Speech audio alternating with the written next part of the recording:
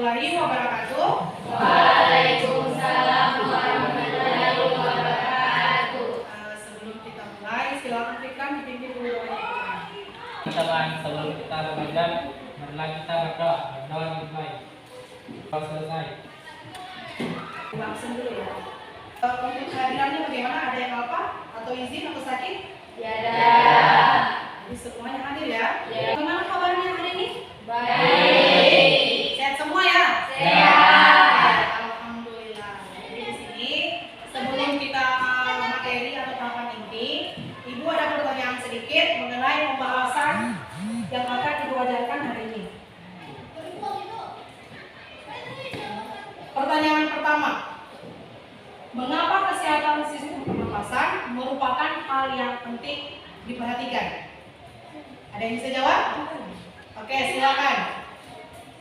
Langsung saja. Jika tidak dijaga dengan baik, terutama sistem pernapasan membuat kamu kesulitan bernafas.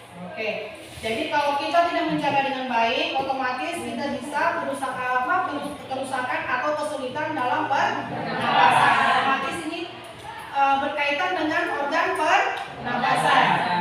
Kemudian yang ketiga, apakah terdapat perbedaan paru-paru orang perokok dengan tidak perokok? Ya, ada. Ada pengaruh tidak? Ada. Pengaruh apa yang pertama pengaruhnya?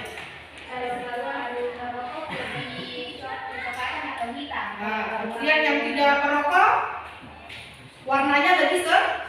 Nah, jadi salah satu contoh bahwa ternyata yang perokok itu paru-parunya itu berwarna coklat atau bisa jadi marron yang menuju kecoklatan. Kenapa? Karena di situ paru-parunya sudah mengalami kerusakan.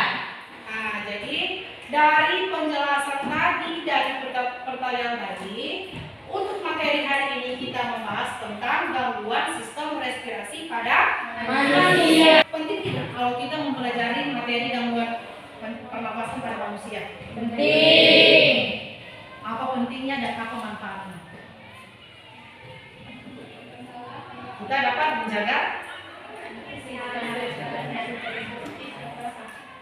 menjaga kesehatan terutama pada organ pernapasan. Oke, bagus sekali. Di sini ada beberapa tujuan pembelajaran kita hari ini. Yang pertama itu bahwa kalian dapat menganalisis gangguan sistem pernapasan pada manusia. Kemudian yang selanjutnya, kalian dapat menguraikan upaya apa saja yang harus dilakukan agar sistem pernapasan kita tidak rusak atau tidak terganggu. Nah, masih ingat bentuk penilaian yang pernah Ibu jelaskan di pertemuan sebelumnya. Jadi bentuk penilaian di sini ada 3. Pengetahuan dilihat dari hasil post-test kalian yang mengisi tes yang kalian nanti sebentar. Kedua, keterampilan, yaitu tanya jawab ketika diskusi, melihat keaktifan kalian. Kemudian sikap, bagaimana sikap kalian di saat kalian dalam proses pembelajaran. Data menunjukkan pada minggu 30 April 2023, kasus terkonfirmasi positif di COVID-19 mencatat 12 pasien meninggal pada hari Minggu kemarin, sehingga jumlah korban jiwa akibat virus tersebut menjadi 160 orang. Berdasarkan data yang coba temuan kasus TBC sejak 2020 hingga seiring dengan masifnya pelajaran bukan pada 2020 ada tahun kematian 243 kasus ditemukan, 2021 ada 92.624 kasus ditemukan, sementara hingga Oktober 2020 terdapat 103.034 kasus ditemukan. Berdasarkan data Dinas Kesehatan Kota Bandung pada 2017 terdapat lebih dari 8.000 penderita asma. 68 orang diantaranya meninggal dunia, sementara pada 2018 angka penderita asma meningkat menjadi lebih dari 12.000 kasus dan 120 orang diantaranya meninggal dunia.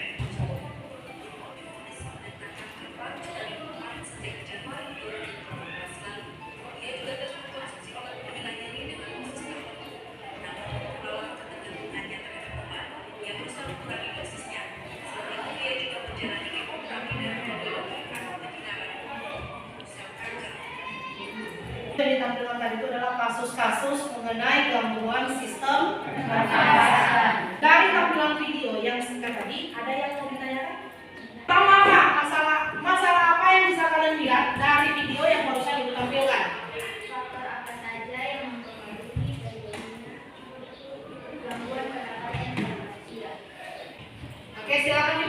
bagaimanakah upaya dilakukan agar tidak terjadi gangguan pernapasan? Sebelum kita jawab ini, Ibu bentuk kalian dalam sebuah kelompok. Jadi ini akan terjawab di LKPD. Nah, jadi sekarang kelompok di sini dibagi menjadi 5 kelompok. Untuk kelompok 1, Alindia Iza, Atika, Ian, dan Rizky Jaya. Silakan bergabung. Kelompok 5, Jana Tomawa, Nia Wayuni, Yeswayu, dan Muhammad Mana. Silakan bergabung.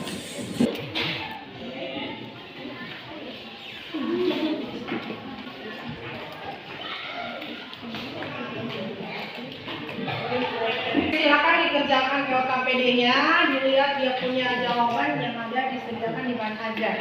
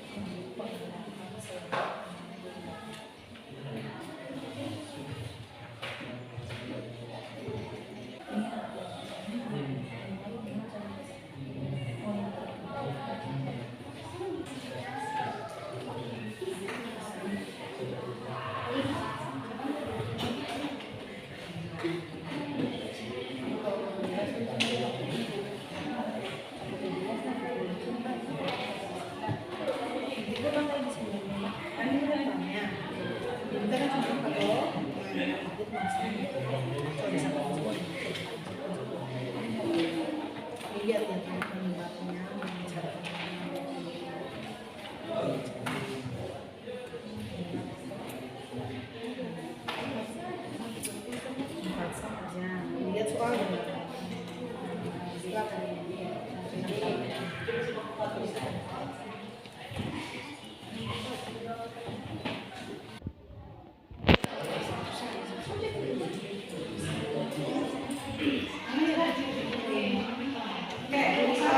Jadi setelah kalian mengisi masalah yang ada di LKPD, sekarang kalian mempresentasikan hasil analisa kalian yang ada di LKPD.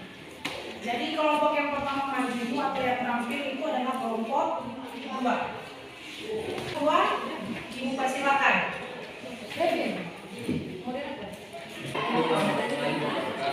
Waalaikumsalam warahmatullahi wabarakatuh.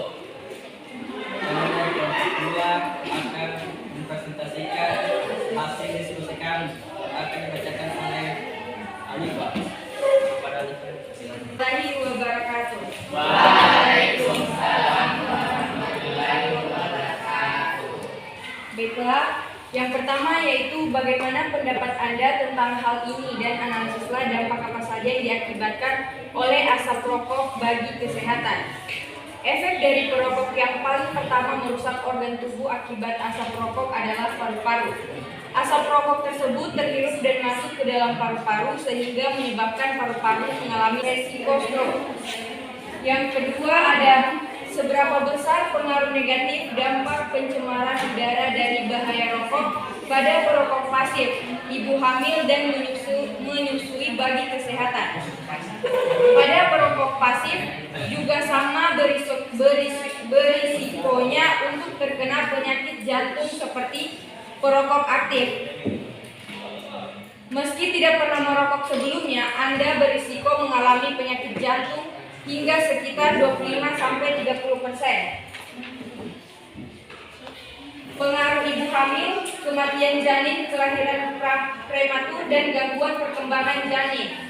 Pada ibu menyusui, kebiasaan merokok dapat menurunkan produksi ASI, mempersingkat periode laktasi, dan mengurangi loading ASI. Nomor 3, tuliskan 4 gangguan yang menyerang sistem pernapasan manusia usia, penyebab, dan cara menanggulanginya. Yang pertama ada asma. Asma adalah gangguan pada rongga saluran pernapasan yang diakibatkan oleh kontraksi otot polos pada trakea dan mengakibatkan penderita sulit bernapas, ditandai dengan kontraksi yang kaku dari bronkiolus. Penyebab utama asma beragam, seperti alergi, kebiasaan merokok, udara terlalu dingin, udara terlalu lembab, dan rasa sensitif terhadap debu. Cara mengatasi penderita asma saat penyakit kambuh adalah dengan memberikan obat semprot atau obat suntik yang mengandung epinefrin atau isoproterenol. Jika tidak ada obat tersebut, dapat juga diberikan minuman hangat dan menghirup uap air panas. Cara mencegah asma supaya tidak kambuh adalah dengan mengatasi penderita asma saat penyakitnya kambuh adalah dengan memberikan obat semprot atau obat suntik yang mengandung epinefrin atau isoproterenol. Jika tidak ada obat tersebut, dapat juga diberikan minuman hangat dan menghirup uap air panas. Cara mencegah asma supaya tidak kambuh adalah dengan menghindari merokok, polusi, debu, udara dingin, udara lembab, dan bahan-bahan yang dapat memicu alergi. Yang kedua ada tuberkulosis atau TBC, merupakan penyakit spesifik yang disebabkan oleh bakteri Mycobacterium tuberculosis (OLUC). Bakteri ini dapat menyerang semua organ tubuh, tetapi yang paling sering adalah paru-paru dan tulang. Penyakit ini menyebabkan proses difusi oksigen yang terganggu karena adanya bintik-bintik kecil pada dinding alveolus. Keadaan ini menyebabkan peningkatan kerja sebagian otot pernapasan yang berfungsi untuk pertukaran udara paru-paru, mengurangi kapasitas vital dan kapasitas pernapasan, mengurangi luas permukaan membran pernapasan yang akan meningkatkan ketebalan membran pernapasan sehingga menimbulkan penurunan kapasitas difusi paru-paru. Yang ketiga adalah faringitis, merupakan peradangan pada faring sehingga timbul rasa nyeri pada waktu menelan makanan ataupun kerongkongan, terasa kering. Gangguan ini disebabkan oleh infeksi bakteri dan virus dan bisa juga disebabkan terlalu banyak merokok. Yang terakhir adalah bronkitis, adalah penyakit karena peradangan pada bronkus atau saluran yang membawa udara menuju paru-paru. Penyebabnya bisa karena infeksi kuman, bakteri atau virus. Penyebab lainnya adalah asap rokok, debu atau polutan udara. Cara mengatasi bronkitis akut adalah dengan menggunakan obat anti-inflamasi non-steroid atau NSAID. Sedangkan cara menangani bronkitis kronis adalah dengan berhenti merokok, transplantasi paru-paru, dan memberikan oksigen tambahan. Nomor 4, jelaskan 2 teknologi yang berkaitan dengan sistem pernapasan manusia yang telah banyak dikembangkan. Yang pertama ada teknologi pulmotor atau alat pernapasan buatan. Pulmotor merupakan alat yang digunakan untuk melakukan proses pernapasan buatan. Alat ini biasanya digunakan pada pasien atau orang yang mengalami gangguan pernapasan, seperti gangguan pernapasan karena tenggelam dan kaget saat tersengat listrik. Bentuk pulmotor yang digunakan dalam keadaan darurat dan yang berada di rumah sakit berbeda. Pulmotor yang ada di rumah sakit dilengkapi dengan tabung oksigen berukuran besar dan biasanya dilengkapi dengan instalasi khusus yang memudahkan untuk proses penggunaannya. Pulmotor yang dilengkapi tabung oksigen lebih cepat membantu proses pemulihan pernapasan karena setelah penyumbatan ditarik keluar, maka oksigen langsung dimasukkan ke tubuh pasien sehingga diharapkan kondisi pasien bisa segera pulih seperti sedia kala. Yang kedua ada teknologi spirometer atau alat diagnosa kondisi paru-paru. Spirometer merupakan alat yang digunakan untuk diagnosa kondisi paru-paru. Kapasitas paru-paru sering dijadikan parameter kerusakan yang terjadi pada paru-paru seseorang. Proses pengukuran inilah yang dilakukan oleh alat bernama spirometer dan proses pengukurannya diberi nama spirometri. Untuk mengetahui kondisi paru-paru, maka spirometer akan mengukurnya dan kemudian menampilkannya dalam bentuk grafik-grafik. Untuk menentukan baik atau tidaknya, maka grafik dari hasil pengukuran akan dibandingkan grafik pada kondisi paru-paru yang normal. Spirometer sangat penting perannya dalam dunia kesehatan paru-paru. Spirometer berperan penting pada penyakit obstruktif atau kronis.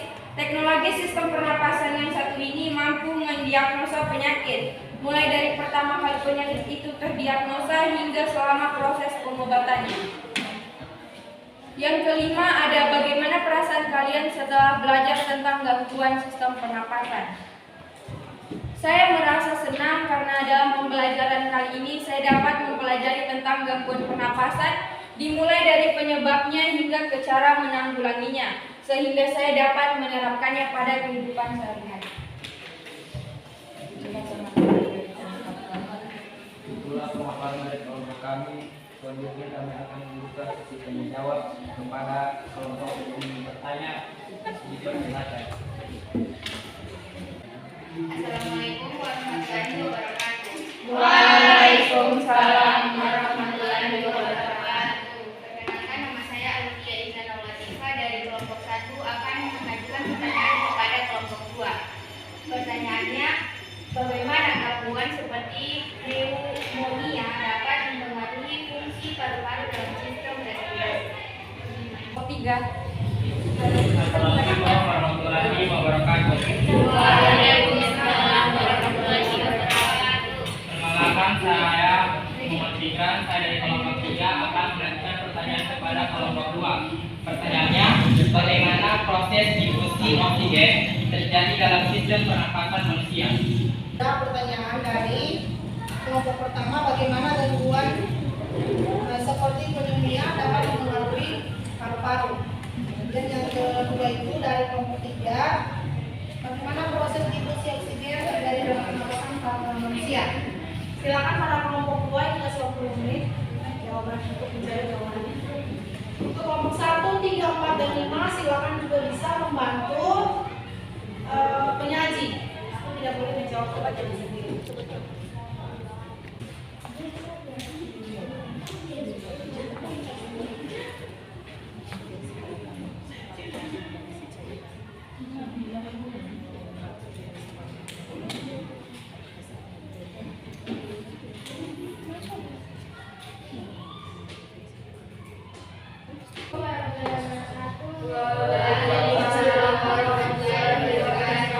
Saya akan menjawab pertanyaan dari kelompok 1. Bagaimana gangguan seperti pneumonia dapat dalam sistem respirasi? Pneumonia adalah radangnya paru-paru di mana alveolus biasanya terinfeksi oleh cairan dan eritrosit berlebihan, mengalami infeksi pada kantung udara dalam kantung paru-paru yang disebabkan oleh infeksi virus, bakteri, ataupun jamur. Sebelum diserahkan ke ini, silakan ada yang menambahkan, dipersilakan. Silakan Miftah. Assalamualaikum warahmatullahi wabarakatuh. Waalaikumsalam warahmatullahi wabarakatuh. Saya kemudian dari kelompok 3 membacakan pertanyaan dari kelompok 1. Pertanyaannya, bagaimana gangguan seperti pneumonia dapat mempengaruhi sistem paru-paru? Pneumonia adalah infeksi paru-paru yang dapat mempengaruhi sistem pernapasan dengan beberapa cara. 1. Peradangan. Infeksi bakteri, virus, atau jamur pada paru-paru menyebabkan peradangan yang dapat merusak jaringan paru-paru. 2. Ada penumpukan cairan. Infeksi pneumonia dapat menyebabkan penumpukan cairan di dalam rongga paru-paru. 3. Ada kerusakan jaringan. Pneumonia dapat menyebabkan kerusakan pada jaringan paru-paru. 4. Ada kesulitan bernapas. Dan 5. Ada gangguan perputaran darah. Oke, bagus sekali. Oke, terima kasih ya kelompok 3. Silakan ada yang menambahkan kelompok ini. Si pemateri, bagaimana caranya? Nah, jadi pneumonia. Jadi kenapa penyakit itu atau gangguan tersebut berpengaruh pada paru-paru? Karena kenapa?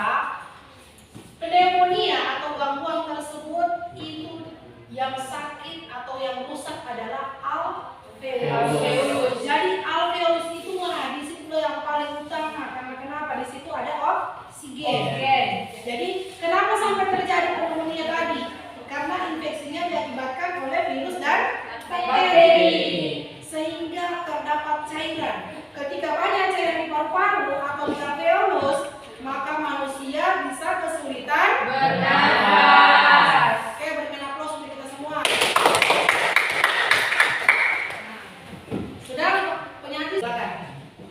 Baiklah, saya akan menjawab pertanyaan dari kelompok 3. Pertanyaannya, bagaimana proses difusi oksigen terjadi dalam sistem pernapasan manusia? Proses ini terjadi akibat tekanan di dalam paru-paru menjadi lebih rendah dibanding udara luar. Setelah itu, oksigen di dalam alveolus akan berdifusi atau perpindahan oksigen dari tempat yang berkonsentrasi tinggi ke tempat yang berkonsentrasi rendah ke dalam pembuluh darah yang melewati alveolus. Sebelum diserahkan kepada kelompok 3, atau ada yang membantu atau menambahkan, dipersilakan. Ada? Selamat siang. Assalamualaikum warahmatullahi wabarakatuh. Waalaikumsalam warahmatullahi wabarakatuh. Saya dari kelompok 1 menanyakan jawaban dari kelompok 2. Proses difusi oksigen terjadi melalui membran alveoli di paru-paru. Ketika kita menghirup udara, oksigen masuk ke dalam alveoli dan dari sana oksigen difusi melalui dinding tipis alveoli ke dalam pembuluh darah kapiler yang melingkupinya. Difusi ini memungkinkan oksigen masuk ke dalam darah, kemudian diangkut oleh sel darah ke seluruh tubuh untuk mendukung proses metabolisme. Jadi jawabannya hampir sama ya dengan penyanyi, bahwa pertanyaan untuk kelompok pertanyaan dari kelompok 3 ini berkaitan dengan materi sebelumnya. Masih ingat? Sudah Pak? Iya. Oke. Kita berikan aplaus untuk kelompok. Selanjutnya untuk presentasinya kita berikan aplaus untuk kelompok 2. Sebelum kita lanjut, silakan disimpulkan untuk kelompok Ibu serahkan kepada kelompok 4. Silakan. Bismillahirrahmanirrahim. Assalamualaikum warahmatullahi wabarakatuh. Waalaikumsalam warahmatullahi wabarakatuh. Baik, pertama izinkan saya untuk memberikan kesimpulan tentang pembelajaran kita hari ini. Jadi kesimpulan tentang gangguan sistem pernapasan pada manusia adalah bahwa gangguan ini dapat memiliki berbagai penyebab termasuk infeksi, polusi udara, paparan zat berbahaya, alergi dan gaya hidup tidak sehat.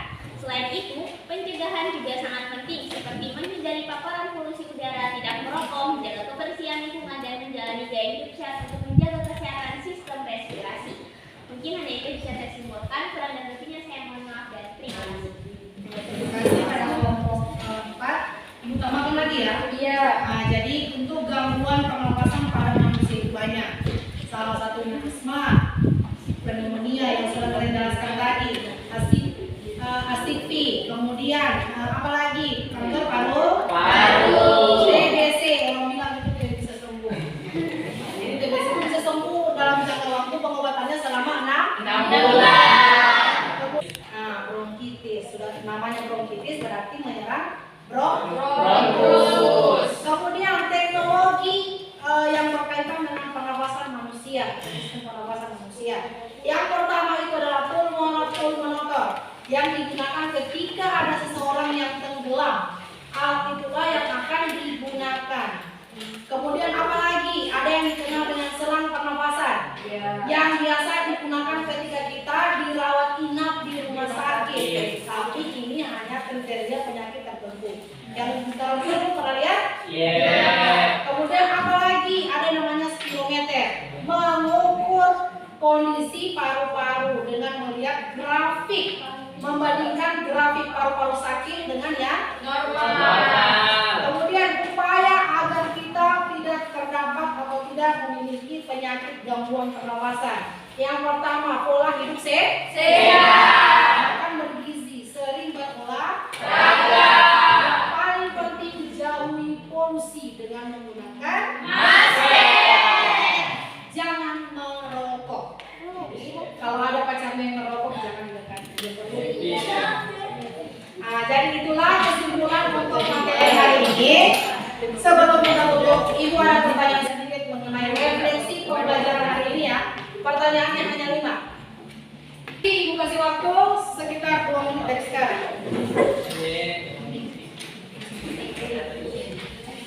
Ini siap sesuai dengan apa yang kalian rasakan hari ini.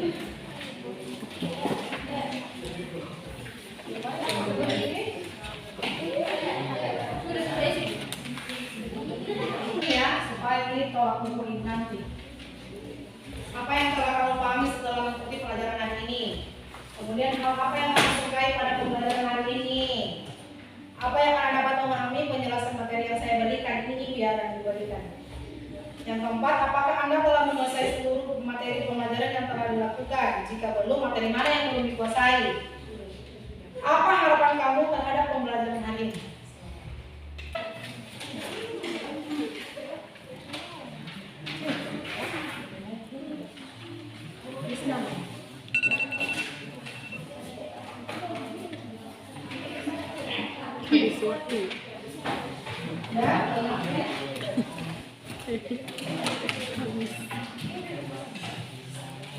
Hasil refleksinya untuk hari ini, selanjutnya kita lanjut ke post test.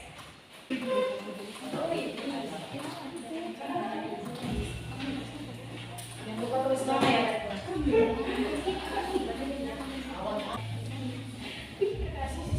Waktu kurang lebih 2 menit ya.